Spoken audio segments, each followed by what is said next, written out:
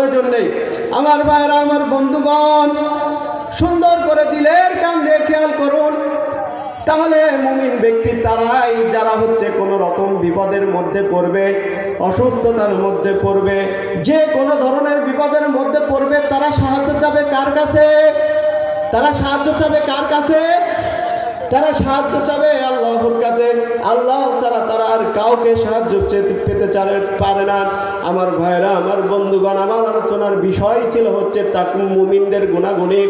আমার ভাইরা, আল্লাহ তাআলা কোরআনের ভিতর কত সুন্দর করে বলে দিচ্ছেন, আল্লাযীনা আমানু ইউকাতিলুনা ফি সাবিলিল্লাহ। আল্লাহু আকবার।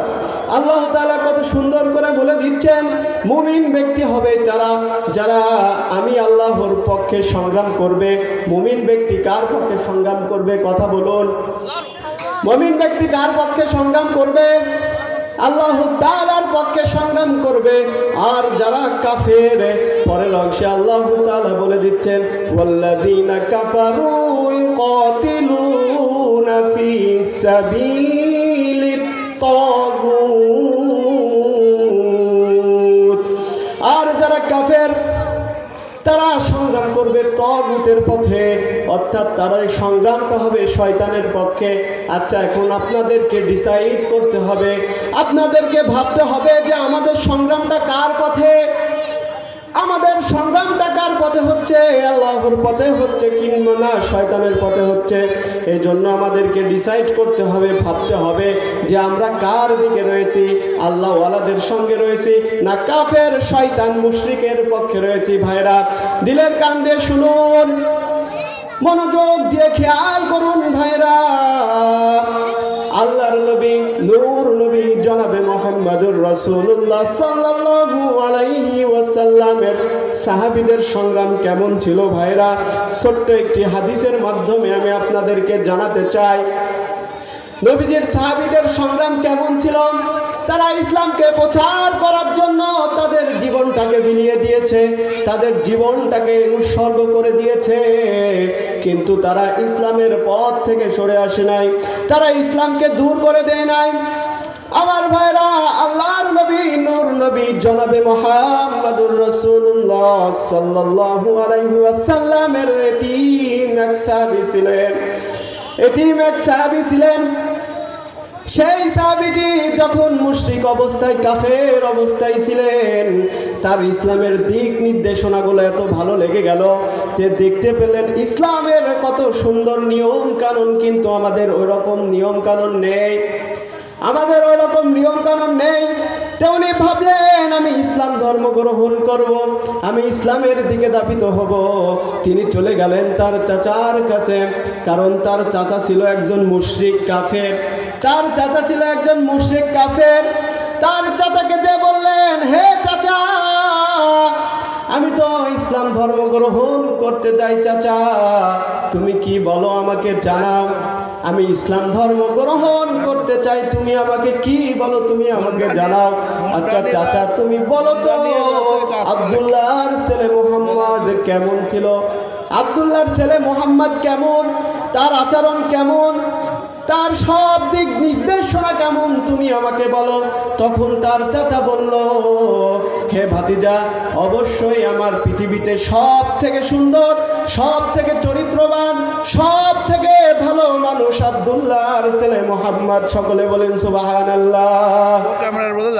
আমার ভাইরা খেয়াল করুন, একজন কাফের, একজন মুশরিক পর্যন্ত আব্দুল্লাহ ছেলে মুহাম্মদ অর্থাৎ আমার আপনার নবীকে চরিত্রবান সুন্দর ছেলে বলতেন, চরিত্রর অধিকারী বলতেন। কিন্তু ভাইরা, আমরা কিন্তু সেই নবীকে, সেই রাসূলকে অনুসরণ করতে পারছি না ভাইরা। যাই হোক, আমার সাবজেক্ট হলো ওটা, আমার সাবজেক্ট হলো ওদিকে, আমি এদিকে অগ্রসর হব না। আমার ভাইরা, আমার বন্ধুগণ, মনে আছে তো? দিলের কান দিয়ে খেয়াল করুন। তার চাচার কাছে চলে গেল। চাচার কাছে যে বলছে, হে চাচা যান, আমি তো ইসলাম ধর্ম গ্রহণ করতে চাই, তুমি কি বলো, তুমি আমাকে আমাদেরকে জানাও। যখন এই কথা বললেন তার চাচার সাথে সাথে রাগান্বিত হয়ে গেল। রাগান্বিত হয়ে যাওয়ার পরে বললেন, তো আমার এতবার সাহস তুমি কোথা থেকে পাও? তুমি এতবার সাহস তুমি কোথা থেকে পাও? তোমার সকল ভরণ পোষণ আমি তোমাকে দিয়েছি, যা যা দরকার সব কিছু আমি তোমার জন্য করেছি, তোমাকে লালন পালন করেছি, তোমাকে পোশাক দিয়েছি, তোমার শিক্ষা দীক্ষা যা প্রয়োজন ছিল তোমার পিতা মারা যাওয়ার পরে সবগুলো আমি নিজে করেছি। কিন্তু তুমি এখন আমার ধর্মকে ছেড়ে দিয়ে, আমার বাপ দাদার ধর্মকে ছেড়ে দিয়ে তুমি কেন এখন মুহাম্মাদের ধর্মকে ভালোবাসো, মুহাম্মাদের ধর্মের দিকে অগ্রসর হতে চাও? তখন আব্দুল উজ্জা বললেন, হে চাচা, আপনি তো এই মাত্র বললেন আমার জীবনের সব থেকে ভালো মানুষ, সব থেকে ভালো মানুষ, সব থেকে চরিত্রবান, সব থেকে সত্য মানুষ হলে আব্দুল্লাহর ছেলে মুহাম্মদ। তাহলে তোমার সমস্যা কোথা থেকে এলো? তুমি আমাকে ইসলাম ধর্ম গ্রহণ করতে মানা করছো, নিষেধ করছো। আমার ভাইরা, আমার বন্ধুগণ, দিলের কান দিয়ে খেয়াল করুন। যখন এই কথা বলল তখন বললেন, হে চাচা, তুমি তো এইমাত্র বললে, তাহলে সমস্যা কি? তখন চাচা যান বললেন, হে চাচা, হে ভাতিজা, তুমি তো জানো আমাদের বাপ দাদার ধর্ম ছিল হিন্দু কিংবা মুশরিক কাফের। আমাদের বাপ দাদার ধর্মকে ত্যাগ করে আমরা তো এরকম ভাবে যেতে পারি না। এই কথা বলার পরে আব্দুল উজ্জা বললেন, হে চাচা, তুমি যদি রাজি না হও আমি এখনই তোমার সঙ্গে কালিমা পড়ে মুসলমান হয়ে যাব। সকলে বলি সুবহানাল্লাহ। এই কথা বলার পরে আব্দুল উজ্জা সঙ্গে সঙ্গে কালেমা পড়ে মুসলমান হয়ে গেল। আব্দুল উজ্জা বললেন, সকলে পড়ি